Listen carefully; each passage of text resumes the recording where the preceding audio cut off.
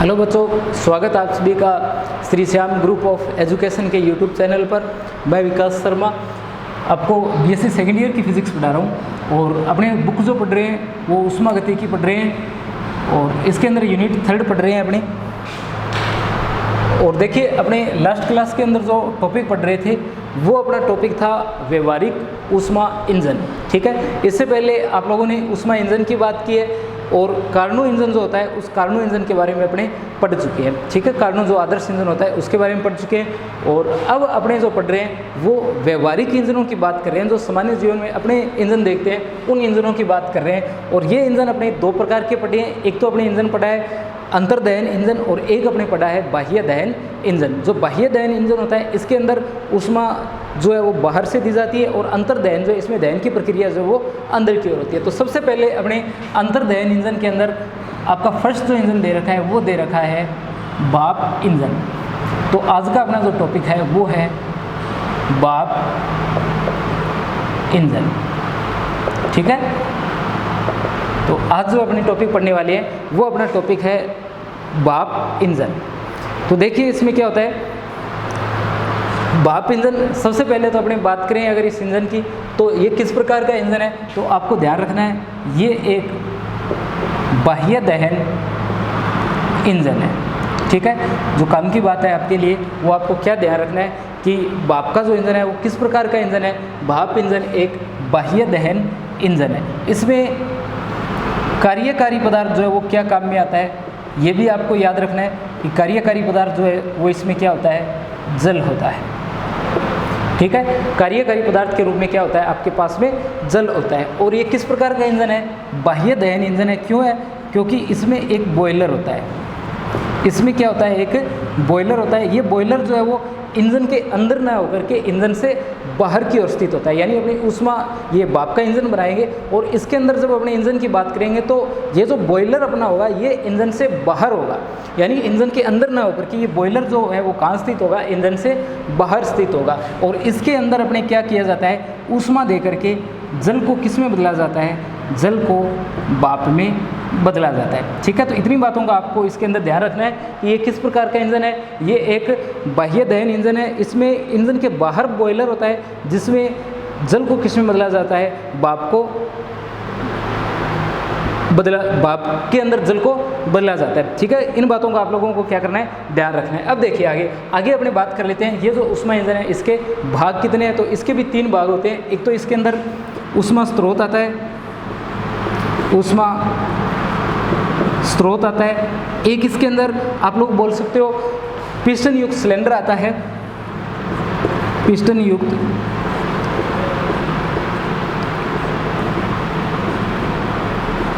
Cylinder आता है। आप लोग इसके अंदर ये भी लिख सकते हो कि यांत्रिक व्यवस्था तथा कार्यकारी पदार्थ, वो भी आप लोग इसके अंदर लिख सकते हो, यांत्रिक व्यवस्था तथा कार्यकारी पदार्थ। कार्यकारी पदार्थ के रूप में तो आपको मैंने बता ही दिया है कि जल को काम में लेते हैं जो भाप के रूप में रूपांतरित होकर के पहुंचता है एक बॉयलर से।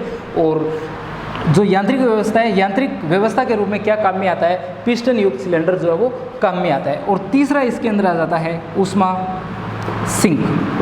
क्या काम में आ जाता है, तीसरा इसके अंदर ऊष्मा सिंक जो है वो अपने काम में आ जाता है। ऊष्मा सिंक जो है उसके साथ साथ आप लोग लिख सकते हो संघनित्र।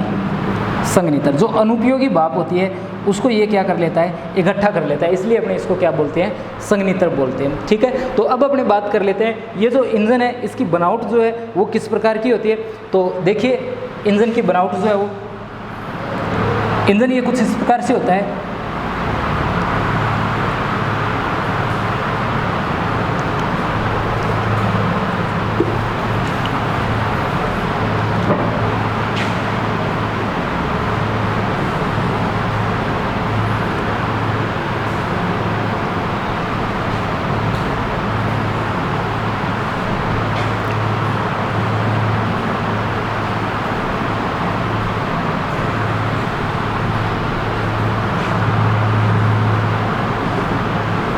इस प्रकार का ये इंजन होता है। ये इसका एक कक्ष है जिसके अंदर पिस्टन लगा रहता है। इस कक्ष के 2 द्वार होते हैं, एक P1 होता है, एक P2 होता है और यहाँ पर एक निकास भी लगा रहता है, निकास E। और इस जगह एक पिस्टन लगा रहता है,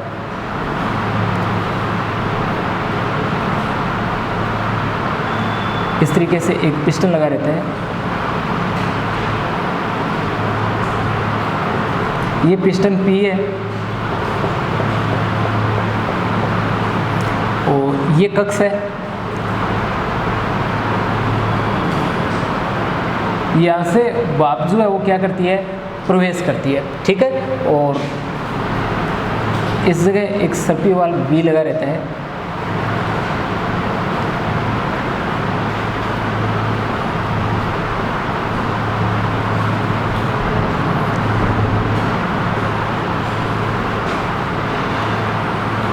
इस तरीके से ये एक सर्पी वाल्व V होता है और एक इसके अंदर S होता है, V होता है, P1 P2 मैंने बना दिए और साथ में ये जो कक्ष है इसे C से लिखा जाता है, ठीक है। यहाँ से भाप जो है वो प्रवेश करती है और ये सर्पी वाल्व होती है जो पिस्टन की गति की विपरीत दिशा में क्या करती है, गति करती है। जिस दिशा में पिस्टन गति करता है उसके विपरीत दिशा में ये जो सर्पी वाल्व B है इसकी गति रहती है, ठीक है, पिस्टन की गति के विपरीत दिशा में। और कक्ष C जो है इसे देखिए एक बार फिर से आपको बता देता हूँ, ये कंप्लीट जो है, कंप्लीट ये कक्ष S है, ठीक है। इसके अंदर जो S जहाँ मैंने लिख रखा है, जहाँ निशान बना रखा है, यहाँ से बाहर स्थित होता है बॉयलर।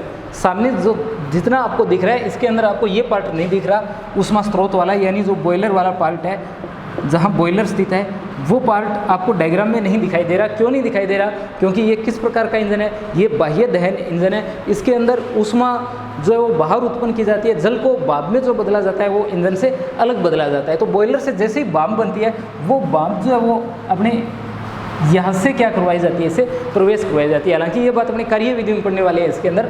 तो ये जो कक्ष हो गया, ये कक्ष S है और उसके बाद में कक्ष C आ जाता है। ये जो आपको सामने दिखाई दे रहा है ये इतना बड़ा, ये क्या है, यहाँ पर कक्ष C है। आप लोग देख सकते हो कि ये जो कक्ष है ये क्या है, कक्ष C है। इस कक्ष C को ये जो पिस्टन लगा हुआ है P, ये जो पिस्टन आपको सामने दिख रहा है, ये पिस्टन P क्या करता है, इस कक्ष को दो भागों में बांट देता है। एक तो ये पार्ट बच जाता है और दूसरा जो है वो ये पार्ट बन जाता है। और इस कक्ष के अंदर दो गेट होते हैं, एक P1 होता है और एक क्या होता है, P2 होता है। और एक इसके साथ में लगा रहता है निकास द्वार E जो है वो क्या है, निकास द्वार है, जहाँ से अनुपयोगी भाप जो है वो क्या कर दी जाती है, संघनित्र को भेज दी जाती है, जहाँ से फिर से उसे अपने क्या करते हैं, काम में ले लेते हैं। यानी वो जल में बदलती है और जल को फिर से किस में बदल दिया जाता है, बॉयलर की सहायता से फिर से जल को जो है वो भाप में बदल दिया जाता है, ठीक है। और इसके अंदर ये जो लगी हुई है, ये क्या लगी हुई है, एक सर्पी वाल्व लगी हुई है V, ठीक है। अब अपने इतनी सारी बातें करने के बाद में,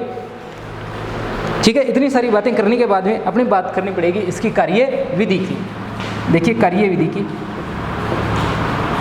एक तो मैं आपको बता देता हूँ कि इसकी कार्य विधि जो है वो कोई अलग से नहीं है। लगभग यही बातें अगर बुक में आप लोग पढ़ोगे तो लगभग यही बातें इसकी बनावट या संरचना में लिखी गई है और लगभग उन्हीं बातों को कार्य विधि में लिखा गया है। हालांकि कुछ एक बातें जो है वो आपको एक्स्ट्रा जरूर लिखी हुई मिलेगी, पर ज़्यादातर यही बातें हैं। ये बातें तो साथ में आएगी बनावट वाली, और इसके अलावा कुछ एक बातें एक्स्ट्रा होगी। देखिए कार्य विधि के अंदर सबसे पहले तो आपको ये सब कुछ बता देना है। तो इसके अंदर क्या क्या बातें आपको बतानी है, एक तो आपको बताना है कि ये जो कक्ष S है, इस कक्ष S से, यानी जो आपको सामने दिखाई दे रहा है कक्ष S, इस कक्ष से भाप जो है वो क्या करती है, इस कक्ष में प्रवेश करती है। यानी ये किस प्रकार का कक्ष बोल सकते हो, भाप कक्ष आप लोग चाहो तो इसे बोल सकते हो। यानी भाप कक्ष में भाप जो है वो कहाँ से प्रवेश करती है, वो S गेट से इसके अंदर प्रवेश करती है। और S गेट से प्रवेश करने के बाद में वो भाप जो है इसके अंदर पहुँच जाती है। अब देखिए सिलेंडर C आपको सामने दिखाई दे रहा है, सिलेंडर C जिसके दो दरवाजे आपको दिख रहे हैं और एक आपको E दिख रहा है, P1 और P2।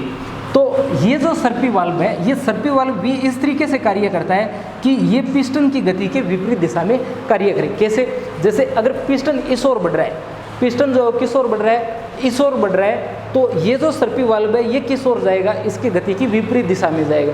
यानी ये मान सकते हो ये पिस्टन है और ये आपकी सर्पी वाल्व है। अगर पिस्टन इस तरफ जाएगा तो ये सर्पी वाल्व जो है इस तरीके से जाएगा, ठीक है। यानी दोनों की गति की दिशा जो है वो क्या होगी, विपरीत होगी। ये इस तरफ खिसकेगा तो पिस्टन जो है वो इस ओर आएगा। अगर पिस्टन बाहर की साइड जाए तो ये जो है वाल्व ये किस ओर आएगी, ये अंदर की ओर आएगी। ठीक है, एक तो आपको ये बातें ध्यान में रखनी है कि पिस्टन की गति और सर्पी वाल्व जो है इन दोनों की गति क्या होती है, एक दूसरे के विपरीत होती है। जिस दिशा में पिस्टन गति करता है उसकी विपरीत दिशा में कौन गति करती है, सर्पी वाल्व जो है वो गति करती है। दूसरा आपको इसके अंदर ध्यान रखना है कि सर्पी वाल्व वी जो है, सर्पी वाल्व वी जो है रेखीय गति करती है। इसकी रेखीय गति को घूर्णन गति में बदलने के लिए गति पालक चक्र जो है इसके साथ में जुड़ा रहता है, जिससे इसकी रेखीय गति जो है वो किस में बदल जाती है, घूर्णन गति में बदल जाती है। या वर्ताकार चक्तियाँ जो है इसके साथ में जोड़ दी जाती है, जिससे इसकी रेखीय गति को किस में बदला जा सके, घूर्णन गति में बदला जा सके। दूसरा, सर्पी वाल्व के बारे में और क्या ध्यान रखना आप लोगों को, देखो सर्पी वाल्व जिसे अपने वी से लिखा है, इसके बारे में आप लोगों को ध्यान रखना है कि सर्पी वाल्व भी इस तरीके से कार्य करती है कि ये एक समय में केवल दो दरवाजों को आपस में जोड़ती है। कैसे, जैसे एक बार तो ये P1 को जोड़ेगी किसके साथ में, E के साथ में, यानी एक समय में तो P1 और E साथ में जुड़ेगा। जो दरवाज़ा P1 है, ये देखिए ये P1 जो द्वार है वो किसके साथ में जुड़ेगा, E के साथ में जुड़ेगा। और दूसरी बार जो है वो P2 प्लस E जुड़ेंगे, यानी ये इस तरीके से कार्य करेगी कि एक बार तो इन दोनों को जोड़े और एक बार जो है वो P2 को और E को साथ में जोड़ दे। यानी एक बार तो जो जिस साइड से भाप प्रवेश करती है उस दरवाजे को और जहाँ से भाप निकलती है उसको जोड़ेगी, और दूसरी बार ये दूसरे दरवाजे को और जहाँ से भाप जो बाहर निकल सके उन दोनों दरवाज़ों को आपस में जोड़ती है। ठीक है, तो ये बातें आगे सर्पी वाल्व के बारे में। पिस्टन के बारे में मैंने आपको बता दिया है कि ये जिस दिशा में गति करेगा उसके विपरीत दिशा में वाल्व गति करेगी, और एस जो है यहाँ से भाप क्या करती है, प्रवेश करती है। अब देखिए आगे, अब अपने इसकी कार्य विधि शुरू करते हैं। तो इसके अंदर आपको क्या क्या ध्यान रखना है, देखो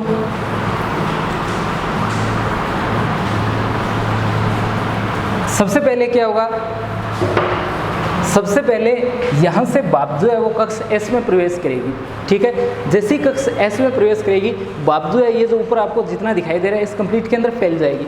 अब देखिए आप लोग देख सकते हो ये जो द्वार है ये बिल्कुल खुला है, P2 द्वार जो है वो क्या है, बिल्कुल खुला है। तो भाप जो है वो किस कक्ष में जाना शुरू कर देगी, P2 वाला जो ये जो कक्ष है इसका जो P2 वाला पार्ट है उस साइड से भाप क्या करेगी, अंदर प्रवेश करना प्रारंभ कर देगी। यानी जितनी भाप आ रही है वो कहाँ चली जाएगी, ये जहाँ आप लोगों ने P2 लिख रखा है उस साइड कंप्लीट भाप जो है वो क्या कर जाएगी, प्रवेश कर जाएगी। जैसे जैसे भाप बढ़ती जाएगी यहाँ पर क्या होगा, दाब का मान बढ़ता जाएगा। जैसे जैसे भाप बढ़ेगी दाब बढ़ेगा, पिस्टन जो है वो इस दिशा के अंदर गति करना क्या कर देगा, प्रारंभ कर देगा। ठीक है, यानी जैसे जैसे भाप बढ़ेगी दाब बढ़ेगा, दाब बढ़ने की वजह से पिस्टन जो है वो क्या करेगा, इस दिशा की ओर गति करना प्रारंभ कर देगा। जैसे ही ये इस दिशा की ओर गति करना प्रारंभ करेगा पिस्टन, तो आपको मैंने बताया है कि जो सर्पी वाल्व है, ये जो सर्पी वाल्व हमने बना रखी है, ये क्या करेगी, इस दिशा की ओर गति करना प्रारंभ कर देगी। जैसे अभी कौन जुड़ा हुआ है, P1 और E जुड़ा हुआ है, तो ये इस दिशा की ओर अगर गति करेगी तो एक समय आएगा जब ये आगे खिसक जाएगी। जब ये क्या होगा, आगे खिसक जाएगा और ये जो है इस साइड खिसक जाएगा। जैसे ही ये इस साइड चला जाएगा तो एक समय ऐसा आएगा जब ये किस किस को जोड़ेगी, ये E को और P2 को अपने साथ में जोड़ेगी। उस समय क्या होगा, जब ये E को और P2 को अपने साथ में जोड़ेगी तो ये यहाँ से हट करके इस जगह पहुँच जाएगा। ठीक है, और जो अनुपयोगी भाप होगी वो द्वार E से बाहर चली जाएगी और फिर इस साइड से क्या होगी, भाप जो है वो प्रवेश करना प्रारंभ कर देगी। ठीक है, यानी आपका द्वार P2 जो है वो तो बंद हो जाएगा और ये द्वार जो है वो क्या हो जाएगा, खुल जाएगा। क्यों खुल जाएगा, क्योंकि ये जो है वो सर्पी वाल्व जो है वो आगे चली जाएगी। ठीक है, जैसे ही ये आगे जाएगी तो भाप जो है वो यहाँ से क्या होगी, प्रवेश करना प्रारंभ कर देगी। जैसे ही भाप जो है वो प्रवेश करना यहाँ से प्रारंभ करेगी, फिर इस साइड से दाब लगेगा और ये पिस्टन जो है वो इस साइड जाना प्रारंभ कर देगा। जैसे ही ये इस साइड जाएगा ये सर्पी वाल्व जो है फिर से इस साइड आना शुरू हो जाएगा। इस प्रकार से दोनों की गति की दिशा जो है वो क्या रहती है, एक दूसरे के विपरीत रहती है। जिस साइड पिस्टन जाएगा उसके विपरीत दिशा में क्या जाएगी, सर्पी वाल्व वी जाएगी। अब देखिए मैं आपको फिर से इसकी कार्य प्रणाली बताता हूँ और बात करते हैं अपने इसके अंदर रुद्धोष्म प्रसार कैसे होगा। देखिए सबसे पहले क्या होगा, यहाँ से भाप आएगी और इस साइड से प्रवेश करना प्रारंभ करेगी। जैसे ही वो इस साइड से प्रवेश करना प्रारंभ करेगी तो आपका पिस्टन जो है वो आगे की ओर गति करना प्रारंभ कर देगा। एक समय ऐसा आएगा जब P1 और P2 जो है वो साथ में जुड़े हुए होंगे, यानी सर्पी वाल्व जैसे जैसे आगे की ओर खिसकेगी आप देखोगे कि थोड़ा सा आगे खिसकने के बाद में एक स्थिति ऐसी आ जाती है जब P1 और P2 दोनों द्वार जो है वो क्या हो जाते हैं, बंद हो जाते हैं। जब P1 और P2 दोनों द्वार बंद हो जाते हैं उस समय यहाँ जो आपने भाप भर रखी है उस भाप का होता है रुद्धोष्म प्रसार। भाप का क्या होता है, रुद्धोष्म प्रसार होता है, ठीक है। तो भाप का रुद्धोष्म प्रसार होगा और उससे क्या होगा, कार्य उत्पन्न होगा, यानी वहाँ से कार्य होगा और उस कार्य को अपने काम में लेंगे, यानी पिस्टन की गति जो है वो गति करेगा पिस्टन, और वो जो गति करेगा उसी गति को अपने क्या करेंगे फिर आगे काम में लेंगे, उसकी रेखीय गति को अपने क्या कर लेंगे, वर्ताकार गति के अंदर बदल लेंगे, जिससे अपने को पहिया वगैरह घुमाना होगा तो वो अपने इससे घुमा सकते हैं। यानी जिस समय P1 और P2 दोनों बंद हो जाएंगे उस समय क्या होगा, उस समय भाप का रुद्धोष्म प्रसार होगा, अपना कार्य जो प्राप्त होगा उसमें अपने को अधिकतम प्राप्त होगा। फिर क्या होगा, फिर जैसे जैसे आगे भाप आएगी रुद्धोष्म प्रसार होगा और ये पिस्टन क्या करेगा, आगे की ओर गति करेगा। जैसे ही ये आगे की ओर गति करेगा तो एक समय ऐसा आएगा, यानी पहले तो द्वार P1 और E जो है वो बंद थे और P2 जो है वो क्या था, खुला था। अब एक समय ऐसा आएगा जब P1 खुल जाएगा और E और P2 जो है वो साथ में जुड़ जाएंगे और उस समय क्या होगा, उस समय जो अनुपयोगी भाप बची हुई है वो चली जाएगी E के अंदर, निकास द्वार E के अंदर चली जाएगी अनुपयोगी भाप फिर से, और जितनी अनुपयोगी भाप बची है वो आगे संघनित्र में जो आपका सिंक है उसमें जाकर के इकट्ठी हो जाएगी और वहाँ से अपने उसे काम भेज देंगे, बॉयलर में भेज देंगे और फिर से वो भाप बन करके इस सिलेंडर के अंदर फिर से आ जाएगी। तो एक समय ऐसा आएगा जब P1 खुलेगा और E P2 जो है वो बंद होगा। अब की बार जो है भाप किस साइड से प्रवेश करना प्रारंभ करेगी, इस पार्ट से भाप जो है वो प्रवेश करना प्रारंभ करेगी, यानी P1 और E पार्ट से भाप जो है वो प्रवेश करना प्रारंभ करेगी। फिर देखो जैसे जैसे यहाँ भाप बढ़ती जाएगी पिस्टन पर पीछे की ओर धक्का लगना प्रारंभ होगा। पहले तो इस साइड धक्का लग रहा था, अब इस साइड धक्का लगेगा इसे और ये पिस्टन जो इस तरफ खिसकेगा, और अगर ये इस साइड जाएगा तो ऊपर जो सर्पी वाल्व लगी हुई है ये सर्पी वाल्व जो है वो इसकी विपरीत दिशा में क्या करेगी, गति करेगी। फिर से एक समय ऐसा आएगा जब P1 और P2 जो है वो आपस में बंद हो जाएंगे और इस प्रकार से लगातार जो है वो वहाँ पर कार्य होता रहेगा और उस कार्य को अपने लगातार काम में लेते रहेंगे, ठीक है। एक इसके अंदर आपको ध्यान रखना है कि पिस्टन जब आगे पीछे गति करेगा तो इसके घूर्णन गति, इसकी जो रेखीय गति है उसको अपने घूर्णन गति के अंदर बदल लेंगे। और एक इसके अंदर इसने बता रखा है कि अपने गति पालक चक्र जो है वो काम में लिया जाता है कि एक समान गति रखने के लिए जो निष्क्रिय केंद्र होते हैं उनके व्यवधान को दूर करने के लिए गति पालक चक्र जो वो अपने काम में लेते हैं। देखिए क्या नाम लिखा गया है, नाम लिखा गया है गति पालक चक्र जो है वो अपने काम में लेते हैं। देखो मैं आपको बताता हूँ कि आपको पता है कि ये जो उपकरण काम कर रहा है, एक समय ऐसा भी आता है कि पिस्टन लगातार गति ना करे, हो सकता है कहीं पर जाकर के अपना पिस्टन रुक जाए और फिर अपना पिस्टन चलना प्रारंभ करे फिर रुके। तो ये जो बीच में व्यवधान उत्पन्न हो रहा है, इसकी गति में जो व्यवधान उत्पन्न हो रहा है, तो अपने इसके साथ में क्या जोड़ देते हैं, एक गति पालक चक्कर जोड़ देते हैं। आप लोगों ने 11वीं क्लास के अंदर जो जड़त्व वाला चैप्टर पढ़ा है वहाँ पर आप लोगों ने जड़त्व के बारे में जब पढ़ा था, घूर्णन गति के बारे में आप लोग जब पढ़ रहे थे तो वहाँ पर आप लोगों ने देखा था कि एक गति पालक चक्कर जो है वो काम में लेते हैं। गति पालक चक्कर जो है एक अपने पास में लोहे का एक चक्कर होता है जिसके अंदर काफ़ी मात्रा में धातु लगी होती है, जिससे द्रव्यमान जो है उसकी मात्रा बढ़ाई जाती है, जिससे जड़त्व आघूर्ण जो है अपने बढ़ जाए और अपना जो यंत्र अपने पास में घूम रहे हैं उनकी गति जो है वो लगातार बनी रहे, ठीक है। यानी आसानी से वो रुके ना, उनकी गति जो है वो लगातार क्या हो, बनी रहे। इसलिए अपने क्या काम में लेते हैं, गति पालक चक्कर को काम में लेते हैं। तो इनके साथ में भी अपने क्या कर देते हैं, गति पालक चक्कर जोड़ देते हैं। यानी यहाँ पर जो निष्क्रिय केंद्र बनेंगे उनकी गति की वजह से या उनकी गति ना होने की वजह से जो व्यवधान उत्पन्न होगा उसको दूर करने के लिए अपने क्या काम में लेते हैं, गति पालक चक्रों को काम में लेते हैं, ठीक है। इस प्रकार से ये जो है इसकी कार्य विधि है। एक इसके अंदर चक्कर आता है जिसको अपने बोलते हैं रैंकिन चक्कर। देखिए रैंकिन चक्कर बनाते हैं अपने,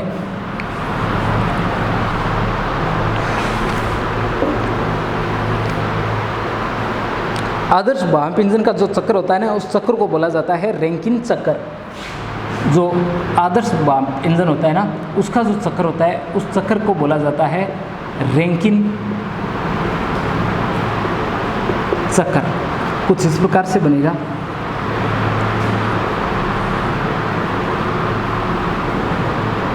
ये ए बी सी और डी, ठीक है। ये एक्स है, ये वाई है। एक तरफ अपने इसके अंदर दाब लिखा गया और दूसरी तरफ जो है वो आयतन लिखा गया है, ठीक है।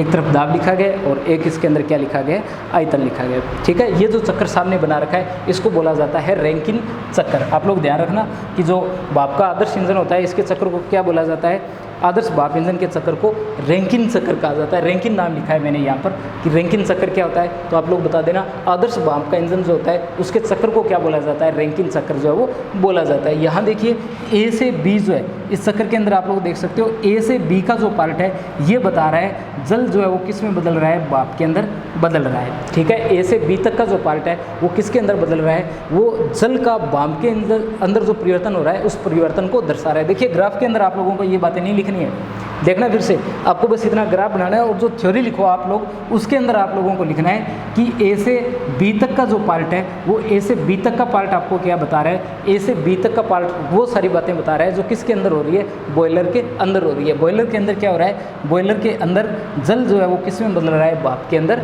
बदल रहा है। बी से सी तक का जो पार्ट है वो आपको किसके बारे में बता रहा है, वो रुद्धोष्म प्रसार के बारे में बता रहा है, रुद्धोष्म प्रसार के बारे में बता रहा है। जब द्वार P1 और P2 जो है वो दोनों बंद हो जाते हैं उस समय क्या होता है, रुद्धोष्म प्रसार होता है। उस रुद्धोष्म प्रसार को क्या किया गया है, इसमें दर्शाया गया है। ठीक है, और प्रक्रम CD जो है वो फिर से किस में परिवर्तन को दिखा रहा है, भाप के जल में परिवर्तन को फिर से दर्शा रहा है। ये T1 केल्विन पर है और ये जो है वो T2 केल्विन के ऊपर है। देखिए ए से बी तक का जो पार्ट है वो किसको दर्शा रहा है, वो जल जो है वो भाप में बदल रही है, उस प्रक्रम को बता रहा है जिसमें जल जो किस में बदल रही है, भाप के अंदर बदल रही है। और बी से सी तक का जो पार्ट आप लोग देख सकते हो, बी से सी तक का, ये किसे बता रहा है, ये रुद्धोष्म प्रसार को यहाँ पर बता रहा है। और जो पार्ट सी से डी तक का है, सी से डी तक का जो पार्ट है वो किसे बता रहा है, वो भाप के फिर से जल में परिवर्तन को बता रहा है। जो अनुपयोगी भाप अपने पास में बच गई है वो भाप जो है सिंक में जाकर के, संघनित्र में जाकर के फिर से T2 केल्विन ताप पर किस में बदल जाती है, जल में बदल जाती है। और डी से ए तक का जो है वो बताता है कि इस जल को अपने फिर से किसके अंदर स्थानांतरित कर दिया है, फिर से अपने इसे बॉयलर के अंदर जो है वो स्थानांतरित कर दिया। देखिए ग्राफ के अंदर आप लोगों को सिर्फ इतना बनाना है, रैंकिन चक्कर ग्राफ जो है इसमें सिर्फ इतना बना देना है आपको, और नाम लिख देना है A B C और D, टेम्परेचर लिख देना है कि ये T1 केल्विन पर हो रहा है और ये T2 केल्विन पर होना है, ये दाब है, ये आयतन है और ये जो है O है, केंद्र है इसका। ठीक है, और इसके अंदर आप लोगों को क्या बताना है, जो थ्योरी लिखो उस थ्योरी के अंदर आपको ये सारी बातें बतानी है कि A से B तक भाप के बारे में, B से C तक रुद्धोष्म प्रसार के बारे में, C से D तक जल के बारे में, और D से A जो है वो किसके बारे में बता रहा है, वो बॉयलर में फिर से जल को स्थानांतरण जो है उसके बारे में बता रहा है। एक अगर अपने बात करें दक्षता की, तो भाप का जो इंजन है इसकी दक्षता काफ़ी ज़्यादा कम होती है, लगभग 8% से 10% जो है वो इसकी क्या होती है, दक्षता होती है। तो इस बात को भी ज़रूर ध्यान रखना कि भाप का जो इंजन है उसकी दक्षता क्या होती है, बिल्कुल कम होती है। कितनी, 8 से 10% तक इसकी दक्षता होती है। ठीक है, तो देखिए इसके अंदर इंपॉर्टेंट बात के अंदर एक तो आप लोग ध्यान रखना कि आदर्श भाप का जो चक्कर है, आदर्श भाप इंजन का जो चक्कर है उसे क्या कहा जाता है, तो उसे बोला जाता है रैंकिन चक्कर। जब भी आप लोग थ्योरी लिखो उसके अंदर ये जरूर लिखोगे कि आदर्श भाप के इंजन के चक्कर को बोलते हैं रैंकिन चक्कर, और ये इसकी दक्षता इंपॉर्टेंट रहती है। इसके बारे में भी आप ज़रूर बताओगे कि इसकी दक्षता जो वो कितनी होती है, 8 से 10% जो वो इसकी दक्षता होती है। दूसरा आप लोग इसके अंदर ये ज़रूर बताओगे कि इसके अंदर ये कार्यकारी पदार्थ के रूप में अपने किसे काम में लेते हैं, तो कार्यकारी पदार्थ के रूप में अपने जिसे काम में लेते हैं वो होता है जल। कार्यकारी पदार्थ के रूप में अपने किसे काम में लिया जाता है, जल को काम में लिया जाता है। और ये किस प्रकार का इंजन है, तो ये एक बाह्य दहन इंजन है। इसके अंदर जो जल जो है वो भाप में जो परिवर्तन हो रहा है, जल का भाप में बदलना जो परिवर्तन हो रहा है वो परिवर्तन इंजन से बाहर हो रहा है। आपको डायग्राम सामने दिखाई दे रहा होगा, इस डायग्राम के अंदर आप लोग देख सकते हो कि अपने इंजन का डायग्राम बनाया है। इसके अंदर अपने जो ऊष्मा स्रोत है, जो अपने ऊष्मा स्रोत है, यानी जो बॉयलर अपने पास में है उस बॉयलर को अपने कहीं भी नहीं दर्शाया है। ठीक है, अपने सीधा यहाँ से किसको प्रवेश करवा दिया, भाप को प्रवेश करवा दिया। बॉयलर का डायग्राम अपने नहीं बनाया, क्यों, क्योंकि ये किस प्रकार का इंजन है, ये एक बाह्य दहन इंजन है। इसके अंदर जल जो भाप में बदला है वो इंजन से बाहर बदला है। तो इसके बारे में आप लोगों को ध्यान रखना है। कार्य प्रणाली और बनावट के अंदर आपको क्या क्या बताना है, बनावट के अंदर आपको बताना है एक अक्ष S है जिसके अंदर भाप प्रवेश करती है, एक अक्ष C है जिसको पिस्टन 2 भागों में बांटता है, एक ये पार्ट और एक ये पार्ट, 2 इसके अंदर द्वार होते हैं P1 P2 जहाँ से भाप प्रवेश करती है, एक निकास द्वार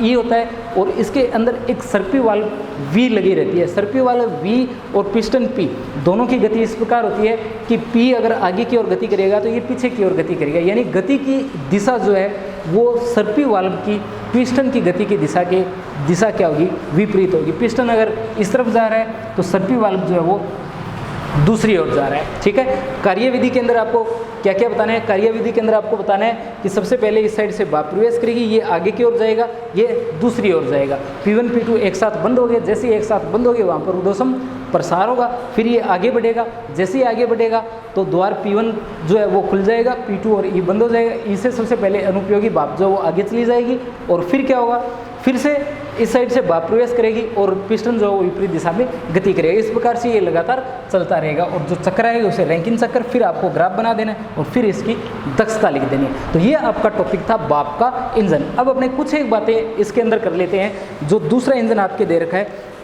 वो इंजन है पेट्रोल इंजन, ऑटो या पेट्रोल इंजन। तो भाप के इंजन की जब आपने बात कर रहे हैं तो आप लोग देख सकते हो कि भाप का जो इंजन है इसकी दक्षता क्या है, काफ़ी कम है। तो अपने दूसरा जो इंजन है वो काम में लेते हैं। उस इंजन का नाम है अपने, उस इंजन का नाम है ऑटो या पेट्रोल इंजन, ऑटो या पेट्रोल इंजन। ठीक है, तो दूसरे प्रकार का जो इंजन आपके दिया गया है वो है ऑटो या पेट्रोल इंजन। ठीक है, तो फिर से वही सारी बातें अपने करनी पड़ेगी। पहली बात तो ये किस प्रकार का इंजन है, ये किस प्रकार का इंजन है, तो आपको ध्यान रखना है ये एक अंतर्दहन इंजन है।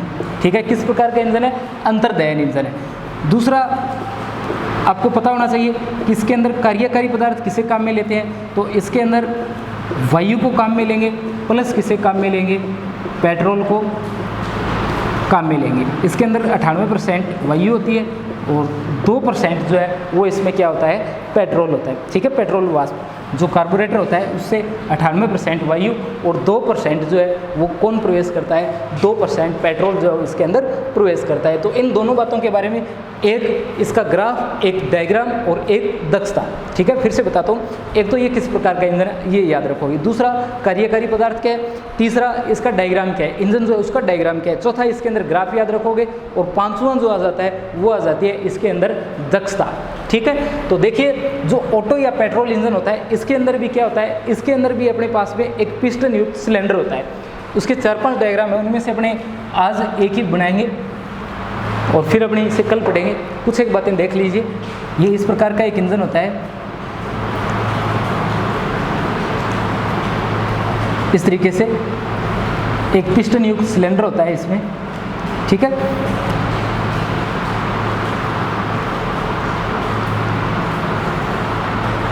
इस तरीके से आप लोग देख सकते हैं इसमें एक पिस्टन युक्त सिलेंडर होता है। यहाँ जो है इसके क्या लगा रहता है, एक पिस्टन लगा रहता है और ये जो द्वार है ये इनपुट के लिए होता है और ये जो है वो आउटपुट के लिए होता है। यानी इसमें 2 द्वार होते हैं, एक प्रवेश द्वार होता है और एक क्या होता है, निकास द्वार होता है। ये आपका इंजन जो है इसका प्रवेश द्वार है और ये जो है इसका आउटपुट, या आप लोग बोल सकते हो ये इसका क्या है, निकास द्वार है। और ये जो इस जगह लगा होता है एस, ये स्पार्किंग प्लग जो है वो लगा रहता है। ठीक है, एस जो है वो क्या है, एक स्पार्किंग प्लग है। एस को अपने स्पार्किंग प्लग बोलते हैं। तो एस के बारे में भी आप लोगों को इसके अंदर ध्यान रखना है।